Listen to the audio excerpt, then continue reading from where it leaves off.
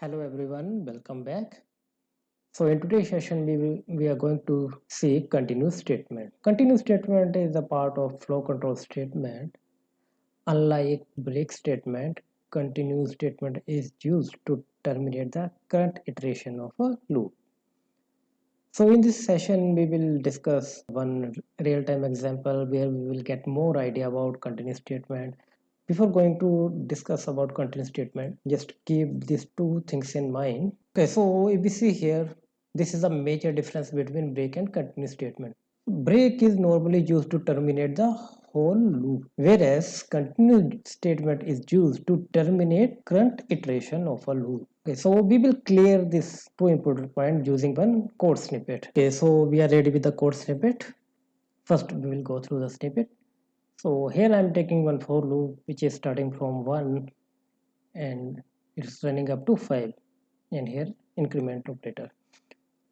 See these things, I have given one if condition here. If I value is equal to 3, then we are breaking this loop. Here I am giving a SOUT statement where I am printing value of I along with this some constant value. So what is the idea behind this one is we will try to run this code snippet with break statement, as well as we will run this same code snippet by replacing this break with continuous statement, and we will observe the difference here. In first case with break, so I is a local variable, it will get memory here. I is equal to 1. 1 is equal to 3, no, condition is false, and it will print value index 1. Control will go here, I become 2 now, I is less than is equal to 5, 2, 2 is equal to 3, no. Control will again come here, it will print index 2. Control will come here, this become 3, 3 is less than equal to 5, true.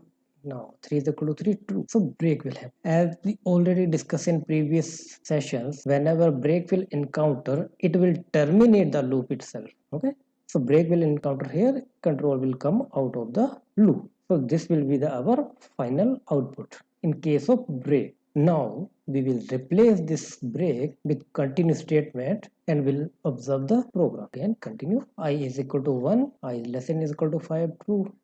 1 is equal to 3, no.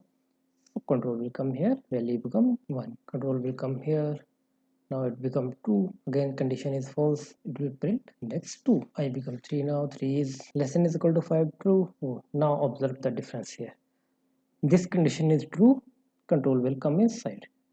So whenever continue will encounter here, control will not go further, it will again go to here.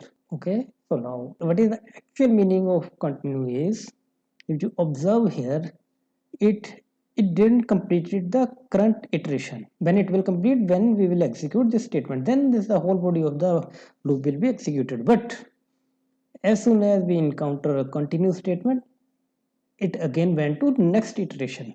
Okay, so here nothing will be printed.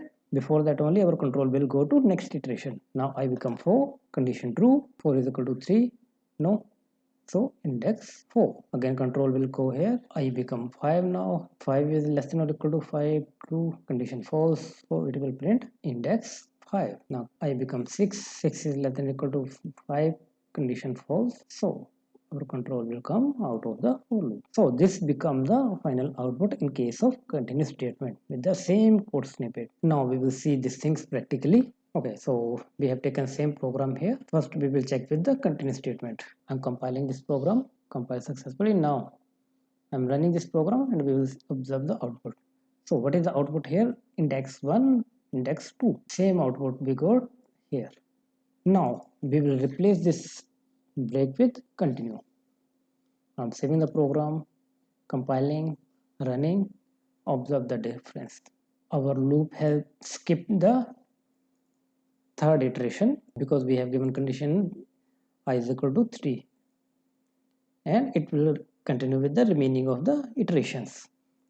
Here whole loop is not terminated, only the current iteration is terminated. So this is the difference between break and continue statement.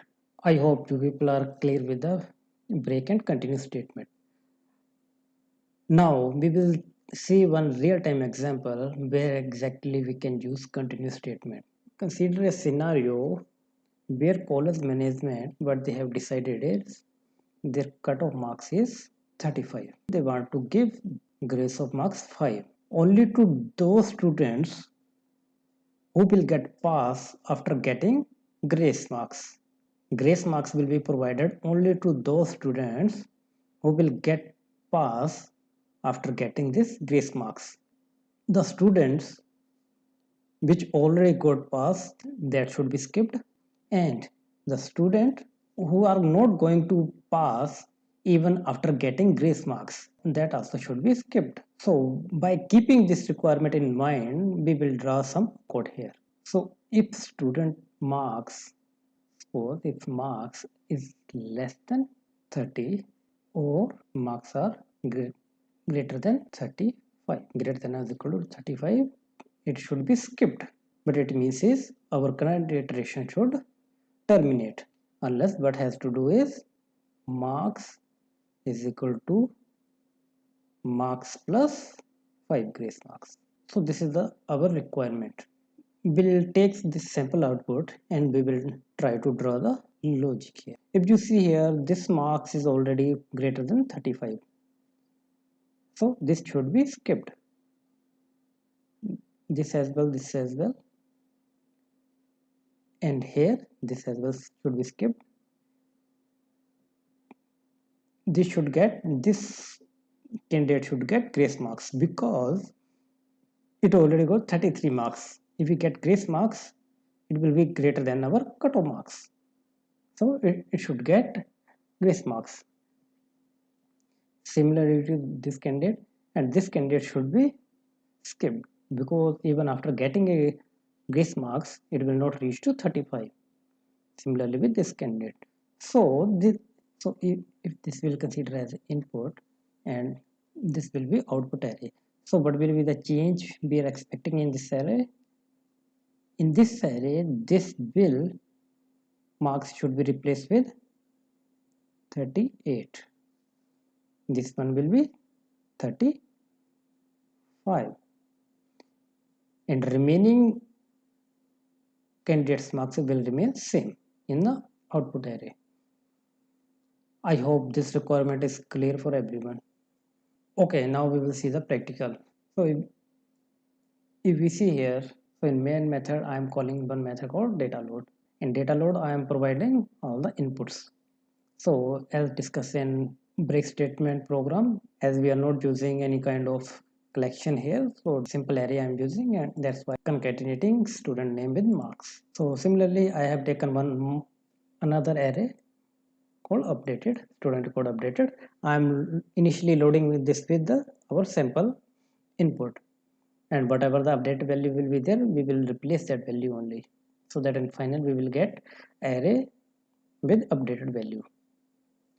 So here I am doing same thing. I am separating name and marks of the student. Now observe this point here.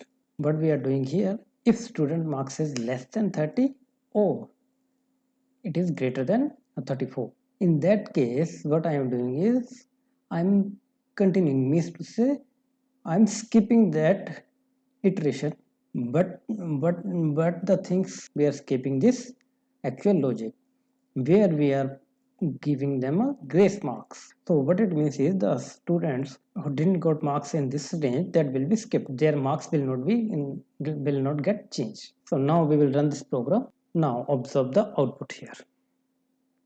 This is the input array, and these are the students who got skipped. Sandy got skipped because 80 marks, 51, 50, 35, 29 and 20. Now see this output array. Here if you observe here, in input will marks was 33 and here it become 38 after getting grace mark. Similarly with Roni, and rest all the students marks got untouched. So this is the one of the use of continuous statement, and this is very much practical scenario, real-time scenario, so you people can relate this one. I hope this is clear to everyone. Now quickly we will see the uses of break statement and uses of continue statement. So continue statement is used only inside loops. Break statement is used at three places: inside loops, inside switch statement, and inside label block. But continue statement is used only and only inside the loops. So this is pretty much of continue statement. If you have any doubt, please comment down below. Thank you.